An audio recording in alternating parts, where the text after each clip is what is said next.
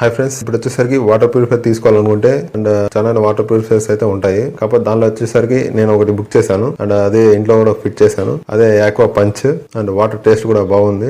ఈ ప్యూరిఫైర్ లో వచ్చేసరికి 4 ఫిల్టర్స్ వస్తాయి. RO plus UV plus UF and TDS adjustment కూడా వస్తుంది. అంటే మనము ఇంట్లో వాడే బోర్వెల్ వాటర్ అయినా కానీ ట్యాప్ వాటర్ అయినా కానీ ఏదైనా కానీ నీట్ గా ఫిల్టర్ చేస్తుంది. అండ్ TDS అడ్జస్ట్మెంట్ వచ్చేసరికి నార్మల్గా వచ్చేసరికి వాటర్ వచ్చేసరికి 50 to 150 లోపల ఉండాలి. అండ్ డ్రింకింగ్ వాటర్ వచ్చేసరికి ఆ TDS అడ్జస్ట్మెంట్ చేసుకుంటే ఇంకా నీట్ గా ఉంటాయి వాటర్ అయితే. ప్యూరిఫికేషన్ కూడా బాగుంటుంది.